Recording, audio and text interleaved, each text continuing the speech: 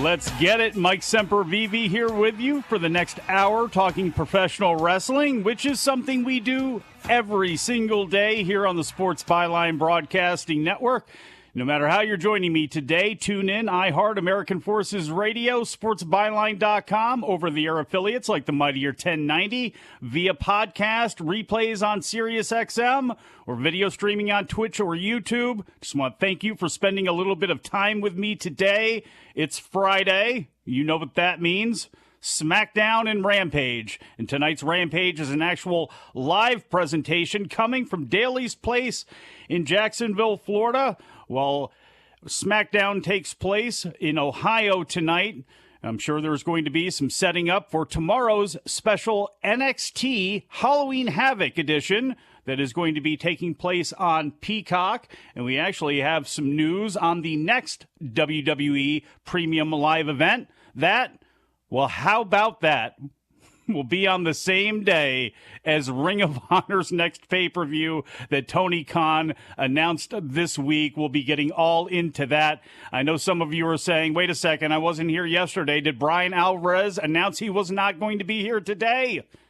And the answer is yes. I have no idea where he truly is, but he is not going to be here today. But he is still offering super follows to anyone who's interested. You just go to @BryanAlvarez, exclusive tweets, scoops, questions and answers, and all that and more. Probably some magic tricks as well. So if you're really, really missing Bryan today and you want to have that personal touch with him, just go over to his Twitter, @BryanAlvarez, become a super follower, or better yet, get a cameo from him. I believe they're still $35 right now. In his words, a bargain. I don't know much about that, but that's okay. He seems to be doing well with them. The people seem to be happy, and that's really all that matters. But I got too much real wrestling news to get into today to bother with Bryan. So when we get back from break, we're going to start getting into it, including CM Punk possibly getting bought out of his contract. The story never stops. We'll be back. Wrestling Observer Live.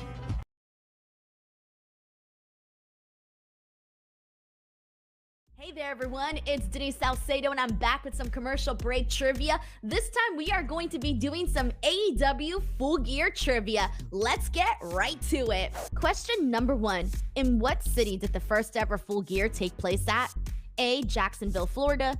B, Baltimore, Maryland. C, Newark, New Jersey. D, Minneapolis, Minnesota.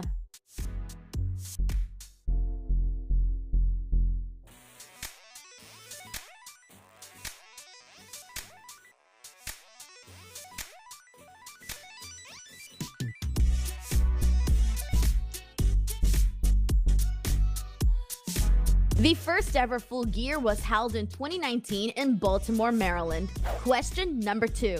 At Full Gear 2019, who was the corner man for Cody in his match for the AEW World Championship against Chris Jericho? A, Dustin Rhodes. B, Brandy Rhodes. C, MJF. D, none of the above.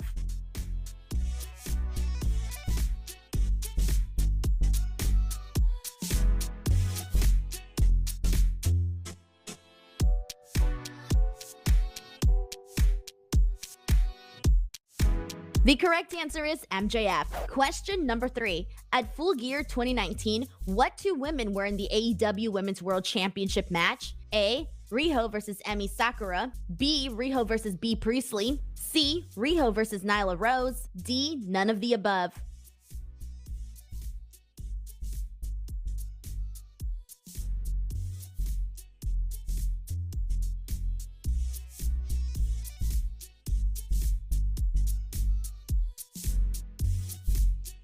The correct answer is Riho versus Emi Sakura. Riho defeated her to retain her AEW Women's World Championship. Question number 4. Who did Orange Cassidy wrestle at Full Gear 2020? A, Darby Allin. B, Sammy Guevara. C, Wardlow. D, John Silver.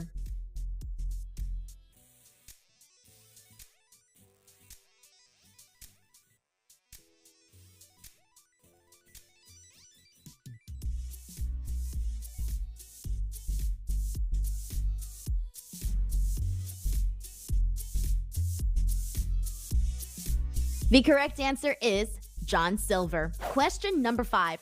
True or false? Jon Moxley has main evented every Full Gear from 2019 through 2021? A, true. B, false.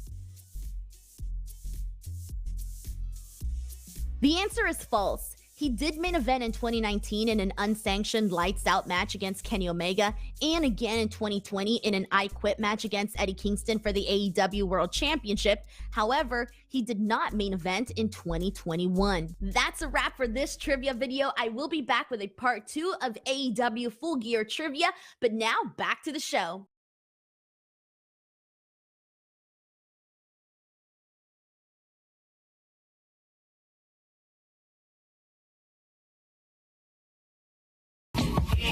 All right, back on the show. Mike Sempervive here with you. You know, we do this show for an hour at a time every single day, but if you want us 24/7, you can try to find us. You already gave you Brian's Twitter, at Bryan Alvarez. Mine is at Sempervive. The timeline for this show is at WONF4W. The broadcaster is at Sports Byline USA. And if you love pro wrestling, at Mid-Atlantic Pod.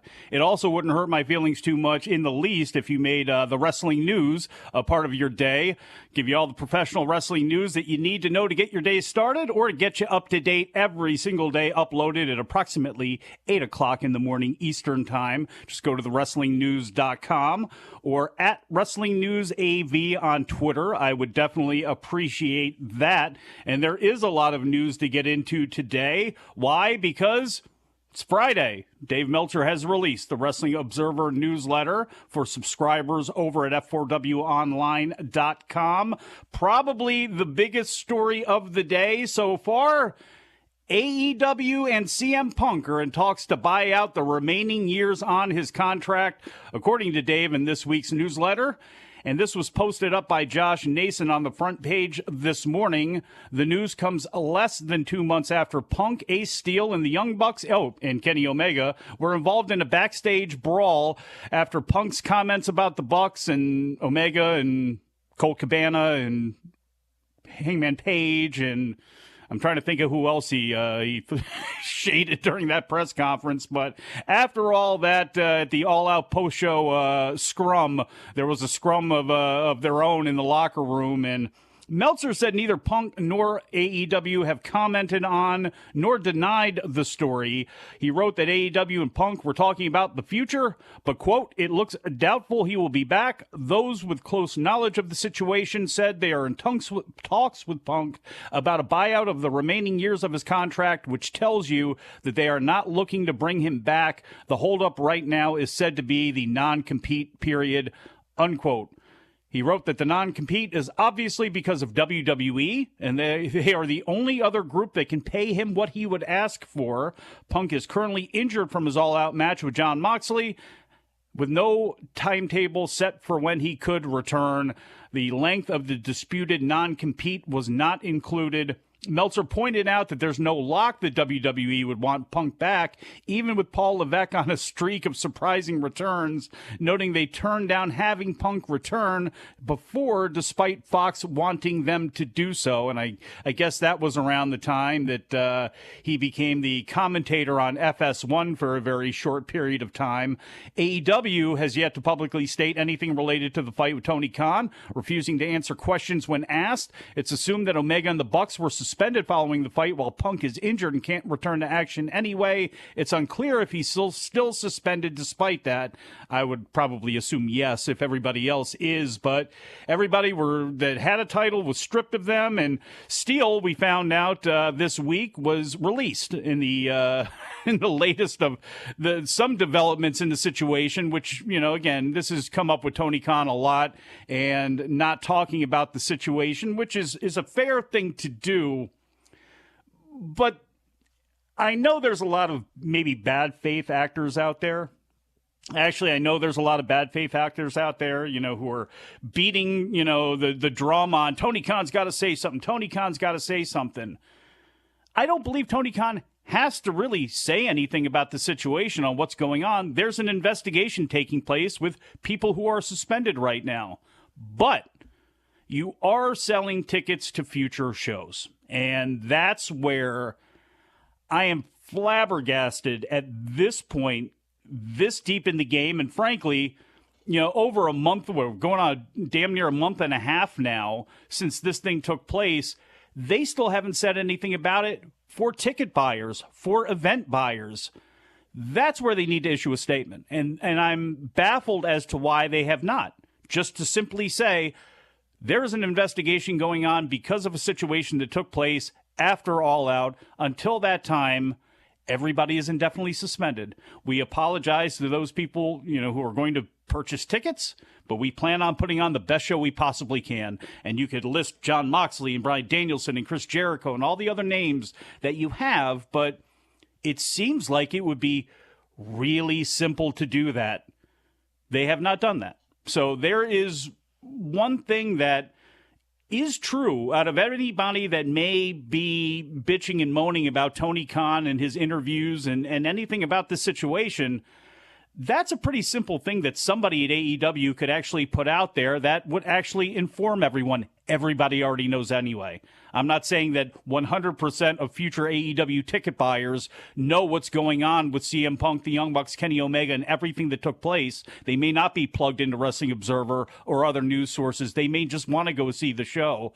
But those are the people that you may actually want to reach out to and let them know, hey, they won't be there, so there aren't any bad feelings there. So it's that's still a bizarre, that aspect of it is nuts to me. But more Tony Khan is, this also comes from the Wrestling Observer newsletter, and Tony Khan wanted AEW mentioned at the WWE DX reunion in exchange for Billy Gunn's appearance when WWE celebrated the silver anniversary of D-Generation X on the October 10th edition of Raw. And this was posted up to the front page this morning by Ian Carey, that Khan was willing to allow Gunn to appear, but only if WWE would acknowledge that he worked for AEW.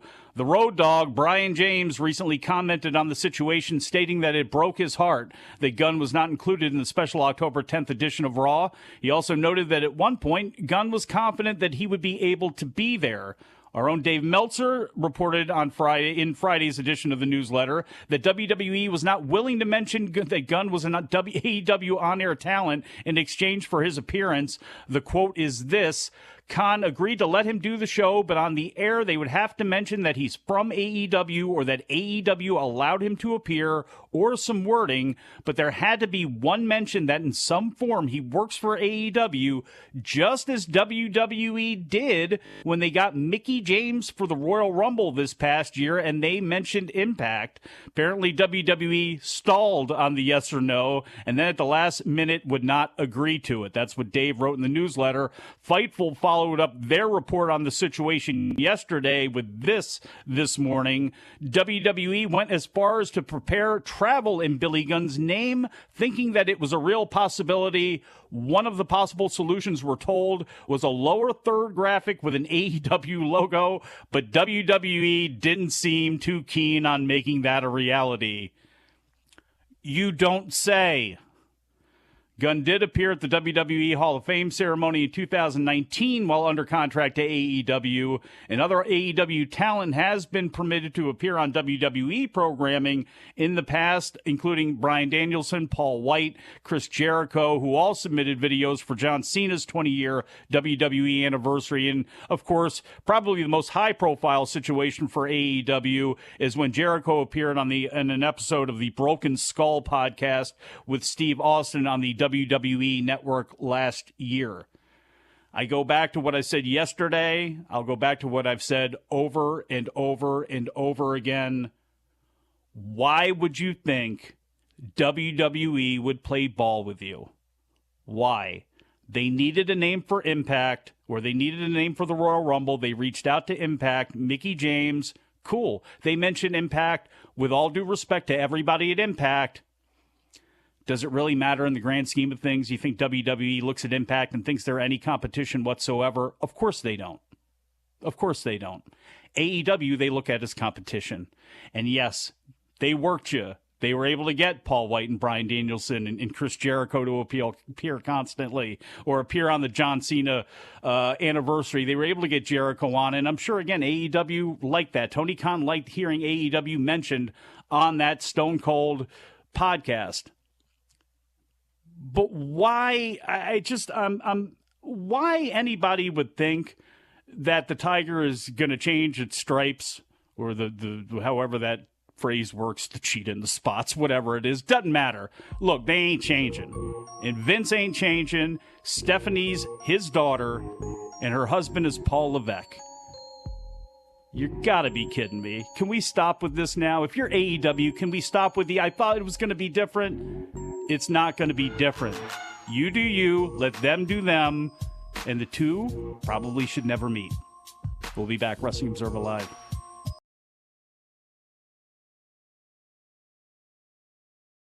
Hey there, everyone. It's time for part 2 of the AEW Full Gear Trivia. Let's play. Question number 1.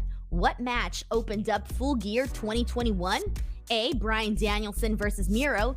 B. Cody Rhodes versus Pac. C. MJF versus Darby Allin. D. None of the above.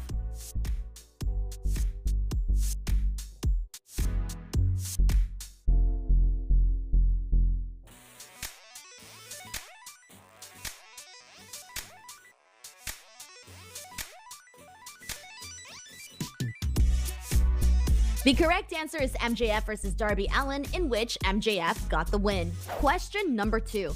How many title changes did we see at Full Gear 2021?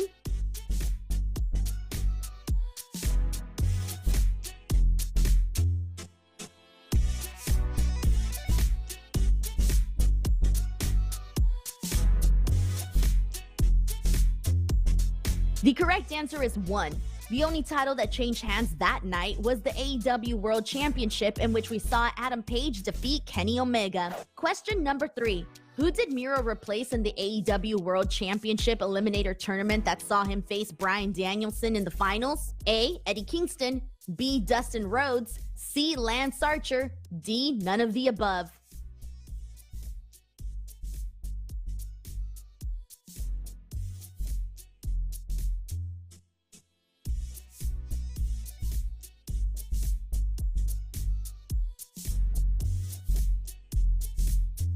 The correct answer is none of the above. He replaced Jon Moxley in the tournament. Question number 4. True or false? Full Gear 2021 was the first time we saw Kenny Omega versus Adam Page wrestle each other on a Full Gear pay-per-view. A. True. B. False.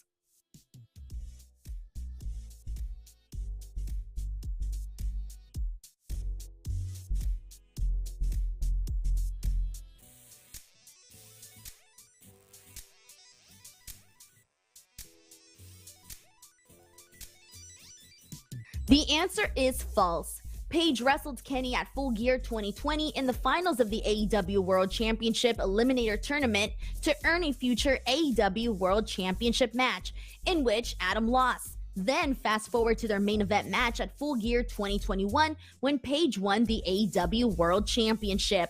Question number 5. True or false? Full Gear 2021 was the last AEW pay-per-view appearance for Cody Rhodes before he returned to WWE. A. True. B. False. The correct answer is true. He teamed with Pac and they defeated Malachi Black and Andrade El Idolo. Well, that's a wrap for AEW Full Gear Trivia. I will be back with some more games, but in the meantime, let's get back to the show.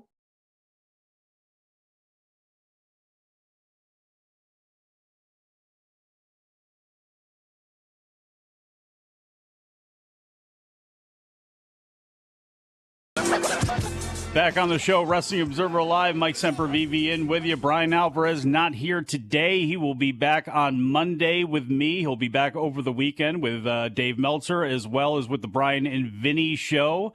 As far as this show is concerned, Jim Valley is back in the seat, 1 p.m. on Saturday Eastern Time, as he always is. Andrew Zarian in on Sunday, 6 p.m. Eastern Time.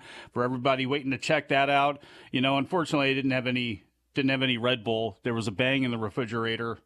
So for all you ASMR kids,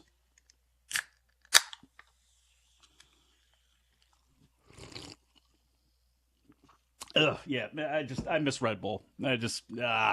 Somebody else will have to have that one. That's just nasty. Can't handle that. You know, and I don't mean to pull a Bryan Alvarez here as we start this segment, but I'm looking at the Twitch chat. Yeah, I'm doing it, folks. the fact of the matter, look, man, I understand that Tony Khan is doing this for optics as far as reaching the olive branch out to WWE. And at first, especially when the company first started, that's cool.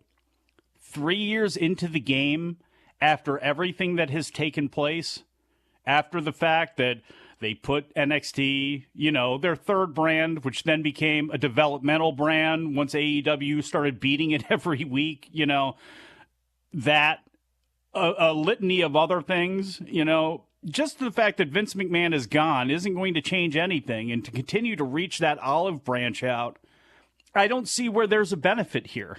Okay? I don't see it. I don't get it. And I don't understand why it keeps happening. They're not going to work together. And I would love for them to. They're just not going to. Period. And they shouldn't. They really, really shouldn't.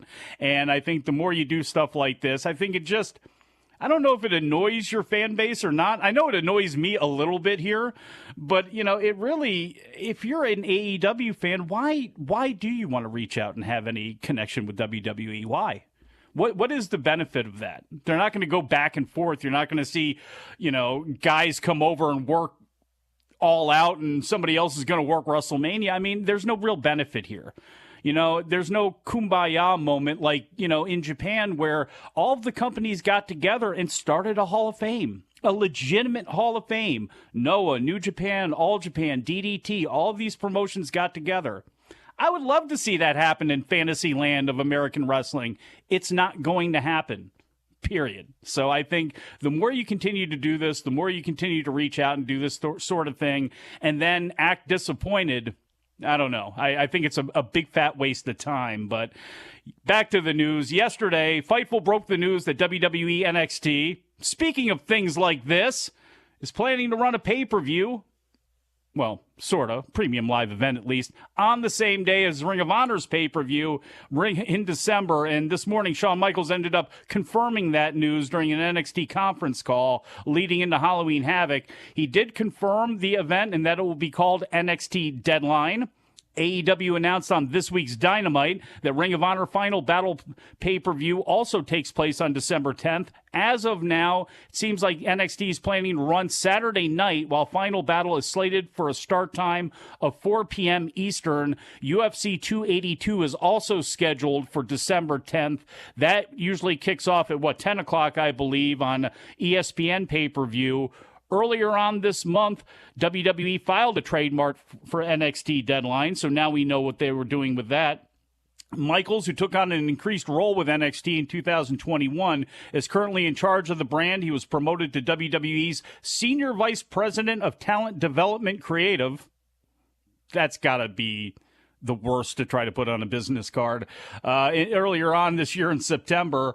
And, at a press scrum earlier this year, that was the All Out one, if I recall correctly. It may have been before it, but I believe it was after all that stuff shook out with Punk, that Tony Khan responded with a bunch of profanity when discussing WWE running on Labor Day weekend, doing the exact same thing that they're doing now. Instead, they were at 4 o'clock and then AEW was at 7, but again, he went nuts, compared himself to Jim Crockett, said, I got a lot more effing money than Jim Crockett did, and I'm serious. I'm not going to sit back and take all this effing S. You could fill out the rest of it there, but, well, they did it again. And NXT has got the pay-per-view or the premium live event set up for tomorrow, Halloween Havoc, and it's going to air on Peacock and everything. And it's just, again, for those people that want to watch the show, and I know there was, Brian thought this, and I think Dave thought this as well, too, that it's too much wrestling. You're only going to choose one thing that day. I get that to a point, but if you really like AEW, NXT being on is not going to, in my mind, prevent you from watching it. Same thing, vice versa. If you really want to watch NXT, AEW or UFC being there isn't going to stop you. So I don't think this is the end of the world. It does crowd the marketplace, but that's how this works. I mean, boxing and UFC running on the same night, 2 boxing pay-per-views and the UFC. And oh yeah, there's a WWE and a WCW pay-per-view on Sunday. This has been the case for a long time. So I don't see where it's that big of a deal. I know he responded in the way that he did at that press conference and going nuts about it. And he was angry before it. I forget who he had talked to. I think it was Dave and Bryan on Wrestling Observer Radio. He talked to them about it and how fired up he was about the situation. But again, those are the breaks. And that's one of the reasons that I would stop handing out that olive branch and putting it out there. You know, you keep sending a dove out and it keeps getting shot and killed. Why would you continue to send those white doves out there north to Stamford? Doesn't really make a whole lot of sense to me. So that's what that is. And some additional highlights of the call, which the full audio is available over at WrestlingObserver.com. Right on the front page there, you can listen to it. Michaels confirmed that NXT will hold an event called Deadline, as we told you about. He also sent his condolences, obviously, to the family of Kevin Nash on the loss of their son Tristan this week, yesterday at the age of 26 years old. Just terrible situation there. Michaels said he is not afraid to be a cautionary tale for the men and women that come through the Performance Center.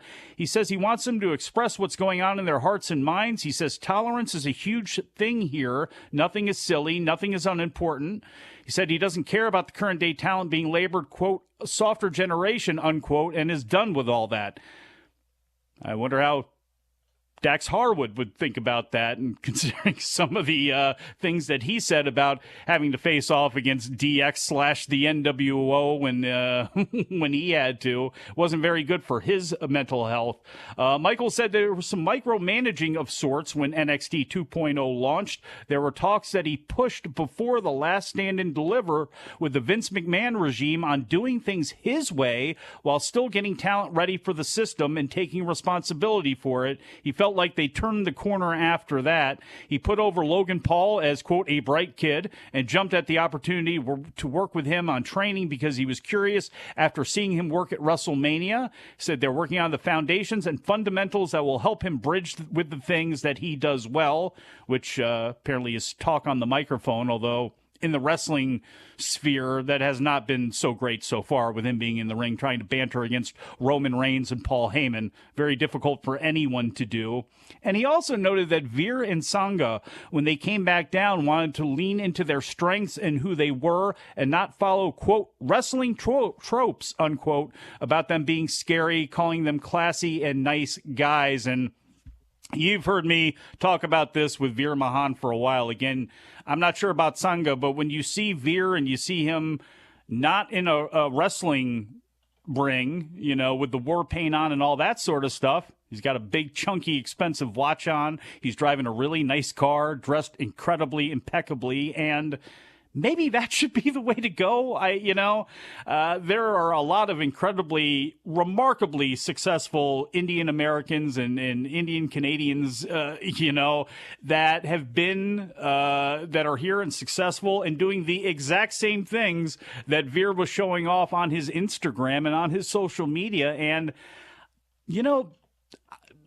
maybe it's time for that you could drop some of the old wrestling tropes. I'm glad to see that because it is time for something like that.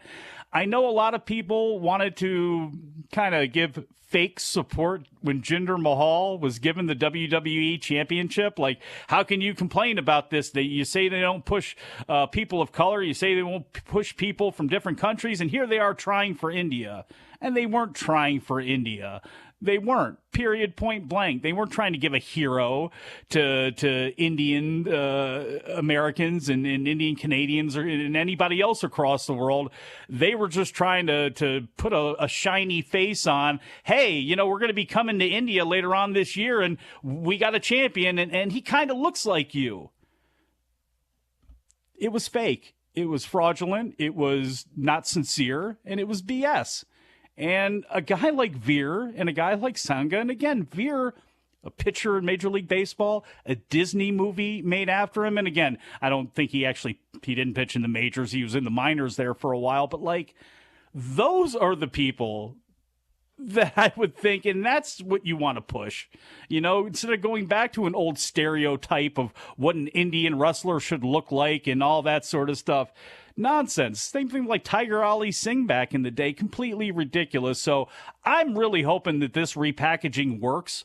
You know, those are two huge guys, and I'm a big fan of tag team wrestling, so if they can get something going together in NXT, look good, up on the main roster, they may actually be something. And I really, again, that was the biggest thing that came out of this presser today with Shawn Michaels that I really like to see, is that they're going to give these guys a chance just being who the hell that they are.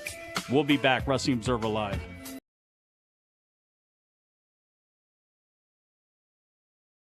Crown Jewel Trivia Part 1. Question number 1. What year did the first ever WWE Crown Jewel event take place? A. 2017, B. 2018, C. 2019, D. 2020.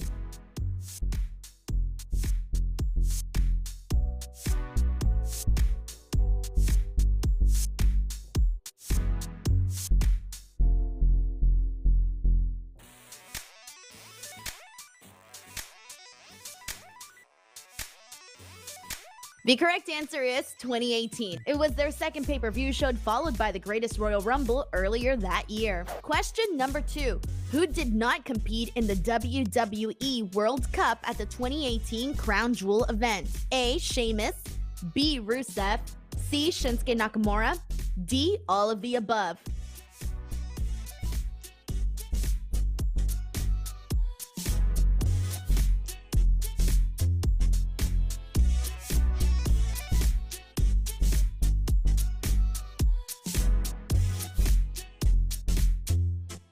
The correct answer is all of the above. None of these men competed in the WWE World Cup, but were on the show.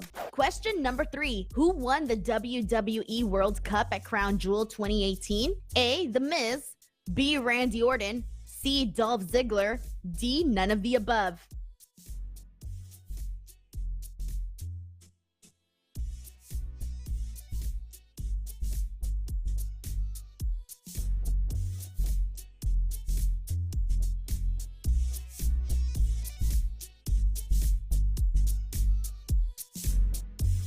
The correct answer is none of the above. It was Shane McMahon. He replaced The Miz and then pinned Dolph Ziggler in the finals. Question number 4.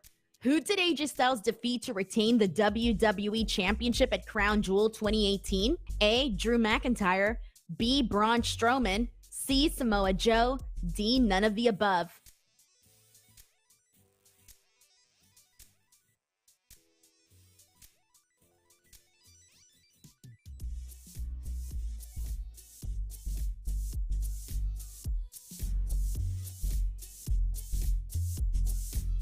The correct answer is Samoa Joe. Question number 5. There was a 10-man tag team match at Crown Jewel 2019. Team Hogan versus Team Flair. Whose team was Roman Reigns on? A. Team Hogan or B. Team Flair?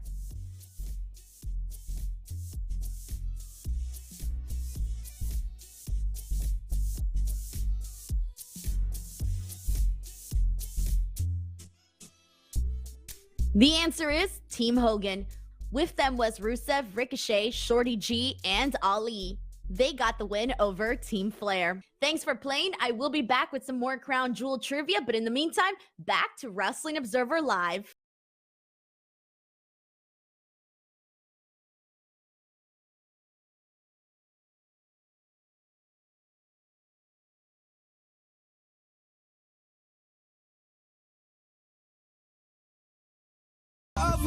Back on the show, Mike Sempervive here with you, Wrestling Observer Live.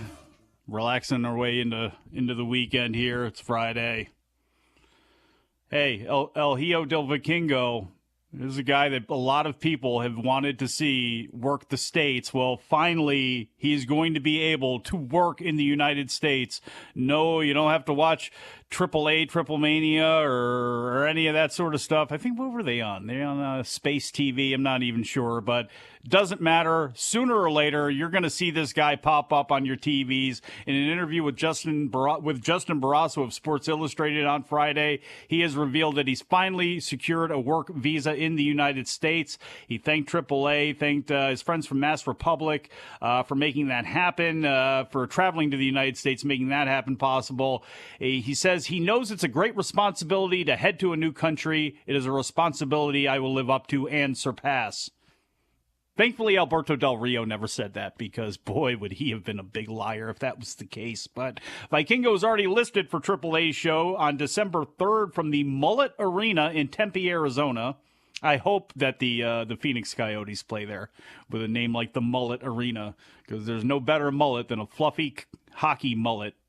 Yager back in the day. He was a perfect example of one of those. But Vikingo recently worked an angle with members of GCW's roster as well, suggesting that he could end up working for them while in the United States. And by the way, let me just put this in here right now, because I know it was in the Wrestling Observer newsletter, and I don't want to call Dave Meltzer a liar here, but he did say that maybe WWE and GCW have something up their sleeve, because Joey Janela kept hyping up the fact that Raw was coming on Monday and everybody should watch it and everybody should hang out and watch and follow WWE. There has been an online joke now for a while because of pictures taken at WrestleMania in the suite of Brett Lauderdale and Stephanie together, and Kevin Gill and Stephanie together, and things like that, where there's been a running joke online with GCW about they're in cahoots with each other, and you never know. Omos may show up on the boardwalk, may show up at the Showboat in Atlantic City and wreck shop on everyone. But it's just a joke. I think. I hope. But, so, yeah, if you see that in the tweet it anywhere out there today or read that in the newsletter, I think there's nothing to that at all. But back to Vikingo, who's never wrestled in the United States. Like you said, he may wrestle for GCW, and he's going to be working on that AAA show. He has worked MLW and Impact shows that took place in Mexico, so you never know, he may pop up there as well. And the story does state that after coordinating United States work visas for more than 100 luchadors, Masked Republic's Lucha Libre agency partnered with Phantom Twin Entertainment, which is the parent company of Defy Wrestling, and AAA to secure this visa for the 25-year-old phenomenon. All booking inquiries for Vikingo outside of Mexico will be managed through the Lucha Libre agency, which will work directly with AAA to clear dates, coordinate travel, and oversee payments. So Vikingo's successful title defense against Rey Fenix at Triple Mania last Saturday, or 2 Saturdays ago now, I guess, was rated 5 stars by Dave Meltzer in the Wrestling Observer newsletter. It is the second time one of his matches has received that honor. A tag match between he and Laredo Kid against the Lucha Brothers from Heroes Immortales 14 last year also received a 5-star rating. The guy is tremendous. I don't know. He and Kenny Omega is the logical move if he ever comes to AEW for a match, for sure. Although Vikingo can pretty much work with everybody. I'm not incredibly versed on seeing him, but I have seen him a handful of times. And I got to be honest, him and Taurus, Black Taurus, who I liked a lot, especially as a base in multi-man matches, I thought he would be really good to come to the States. And obviously Vikingo's now going to be coming as well, too. So if you happen to be in an area where you can see Defy or West Coast Pro or something like that, probably a pretty good chance that you're going to be seeing this man very, very soon. There is wrestling tonight as well. As I mentioned at the beginning of the show, AEW Rampage is live tonight at Daly's Place in Jacksonville, and according to WrestleTix, there's still about 1,578 tickets available on their last estimated check. There's currently 2,247 tickets out for the show. The match between 10, Preston Vance and Roosh had its stakes raised on Thursday night, and I'm sure probably by now everybody has already seen this on Twitter, but it's a 3-way now, because Orange Cassidy has decided he's going to put up his All-Atlantic Championship. There was a skit that was posted up on AEW's Twitter with Roosh and Vance going at each other, arguing at a bar with Alex Marvez there interviewing them, when Cassidy, just like the Muppet that he is, pops up from behind it with his JanSport backpack, opens it up, takes out the title, shows it off. And Roosh said he wanted the title as well as beating up Preston Vance, leading to Cassidy saying that he could help with that and fight both of them with the title on the line. Cassidy then turned over to his left and asked Tony Khan, who happened to be sitting there also drinking a beer at the bar, if that was okay. And Tony Khan just said, book it.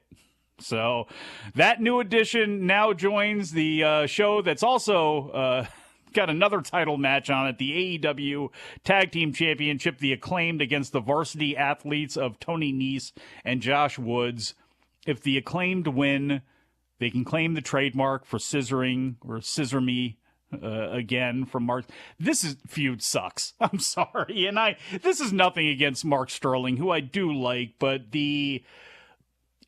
putting the Varsity Athletes, Tony Nese, Josh Woods, who rarely win, and I know they've done a little with Josh Woods here, the last build-up that they had for the last Ring of Honor show. He got a little bit of shine, leading into that, but there are a lot of people on Dynamite who you probably could have used to put in this position, and frankly, having a battle over the trademark. I mean, the champions are chasing something right now. They're chasing a trademark for Scissor Me. It just...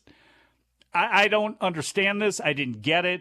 I hope it goes away immediately tonight. It's been time wasted on Dynamite. I mean, it's been dark level stuff, in my opinion, that they've decided to do. But in addition to those two matches, FTW champion Hook defends against Ari Daivari, and then Penelope Ford faces off against Willow Nightingale. So that's what's set up on that show. I really have no idea. I meant to check a little bit earlier on what was taking place on SmackDown, which is going to be from the Huntington Center in Toledo, Ohio. So I'll do that in a little bit here. Show's almost sold out, though, according to WrestleTix. 6,701 tickets out for the show. Only 39 available as of the last time they had checked. So I'll go ahead and get the actual setup for SmackDown tonight here in a little bit. But one thing we have not talked about on the show at all has been women of wrestling, and there's been a good reason for that. There hasn't really been any reason to talk about women of wrestling, and frankly, I'm not in an area where I get it. I could have sworn, being in a very small market, that this was the type of thing that they were going after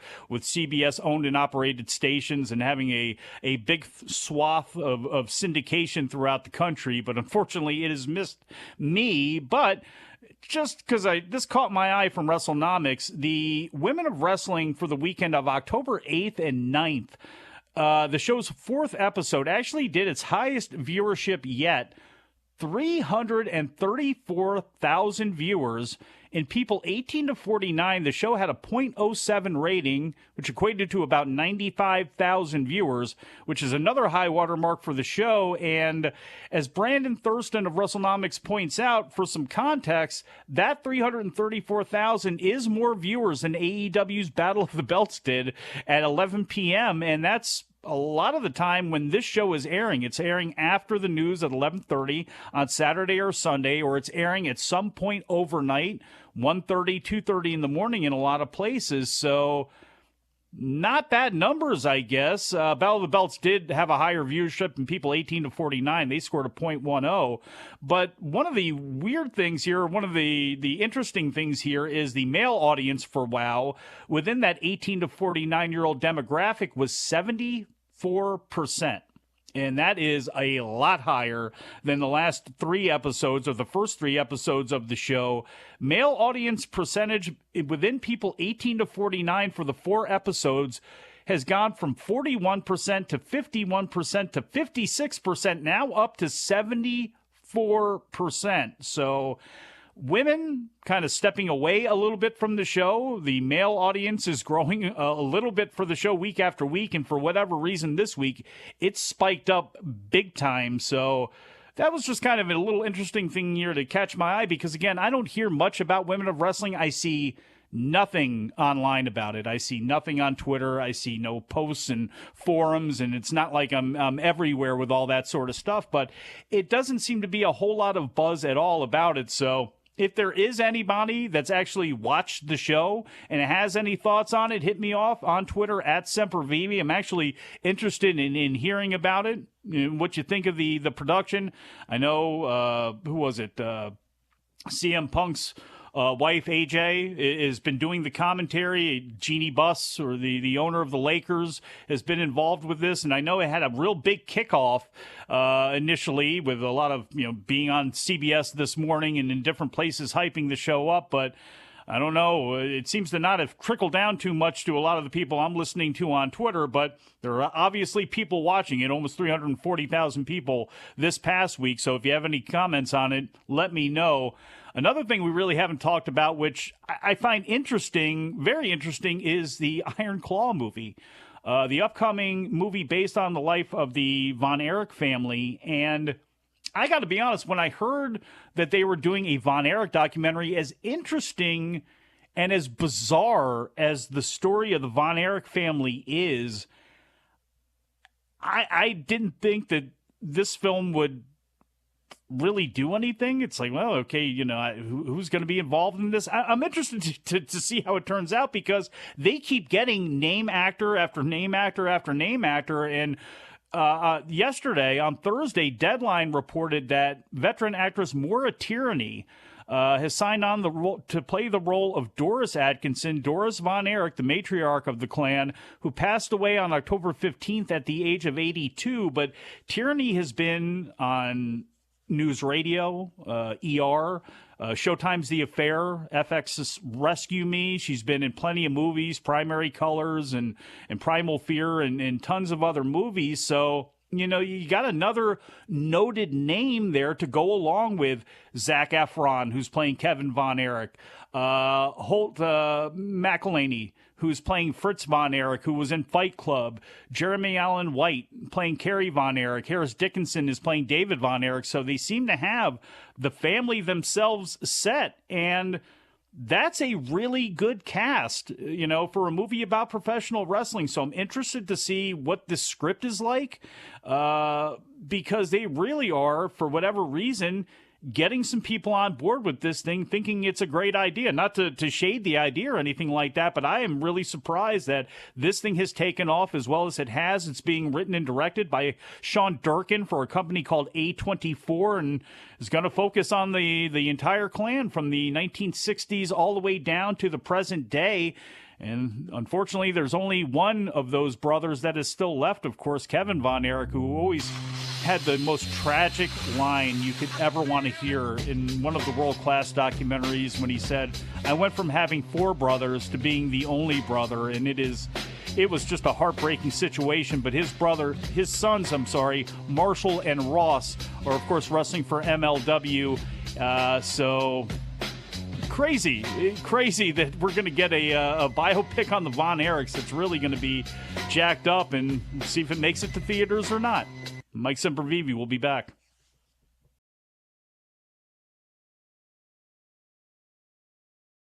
Crown Jewel Trivia Part 2. Question number 1. Who earned a WWE United States Championship match against AJ Styles at Crown Jewel 2019?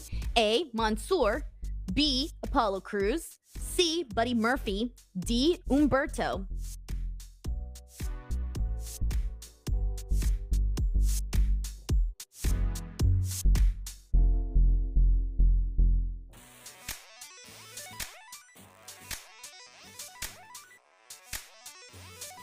The correct answer is Humberto Carrillo. Question number 2. What match main evented Crown Jewel 2019? A. Brock Lesnar versus Cain Velasquez. B. Tyson Fury versus Braun Strowman. C. The Undertaker versus Goldberg. D. Bray Wyatt versus Seth Rollins.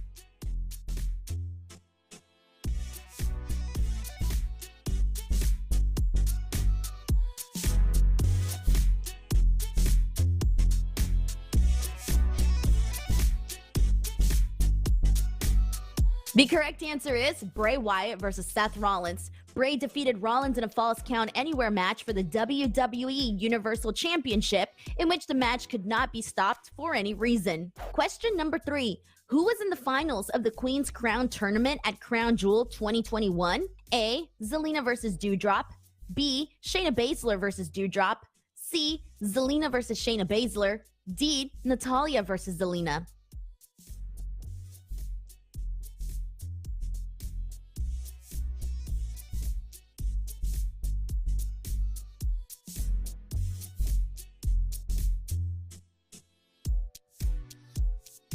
The 2 women in the finals were Zelina Vega and Doudrop, in which Zelina ended up winning the Queen's Crown. Question number 4. Who did Becky Lynch defeat to retain her WWE SmackDown Women's Championship at Crown Jewel 2021? A. Sasha Banks.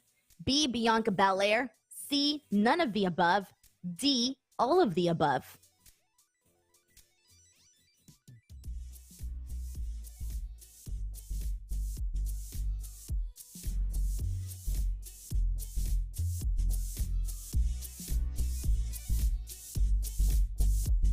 The correct answer is all of the above. It was a triple threat match between Becky, Bianca, and Sasha.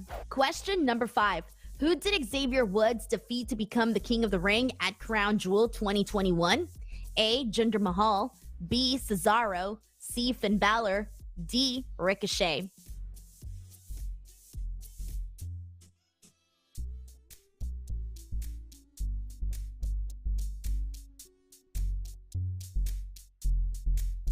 The correct answer is Finn Balor. That's a wrap for this commercial break. Now back to Wrestling Observer Live.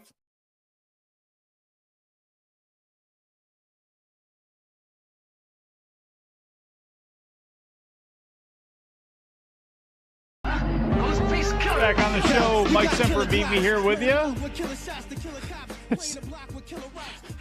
As the woo pops off there. Hey, I don't see many movies, unfortunately, and I just don't have the time. So a lot of the times when I'm away from professional wrestling, I'm usually going back to something I've already seen a million times. But A24, as was pointed out in the Twitch chat, when I see the names of these movies, like Uncut Gems, Midsummer, Lady Bird, they did HBO's Euphoria, Bo Burnham's Eighth Grade. These are all things that I've heard, and I know, got some critical acclaim to all of them. So obviously they're not messing around here when it comes to this thing. And and this is going to sound terrible, but the scene that is going to be heartbreaking for a lot of those out there listening, and is probably going to be really heartbreaking for Kevin Von Erich, is, if you have never heard this story, is Fritz Von Erich was going through dementia and he was slowly just losing it. He held a gun to Kevin Von Erich's head and said, all your brothers did it. And, and he actually thought he was going to die. And Kevin Von Erich has brought that up before. And it's such a tragic story. It's such a tragic story. Maybe that's one of the reasons that so many people in Hollywood, when you have a story like this, that they want to try to get into, because again, it's something. And I just hope we'll see how it goes. We'll see what the end of it's like. But, for Kevin Von Erich, hopefully he is on board with this, and I hope the rest of the family's on board with this, because to have a lot of this stuff rehashed back up and put back up again, it's going to be hard to go through if you're him. So I did mention SmackDown, what's going to be taking place tonight. Logan Paul is on the show. Apparently, Liv Morgan's descent into madness continues as she faces off against Sonya Deville, and Damage Control will defend the Tag Team Championship against Raquel Rodriguez and Shotzi. And that's enough for me today. So I want to thank producer John on the video. I want to thank... I almost said Daniel. I'm sorry. Producer Daniel in the box at Sports Byline. I want to thank all you out there for listening, and I shall talk to you again when I have the ability to form words again after a while.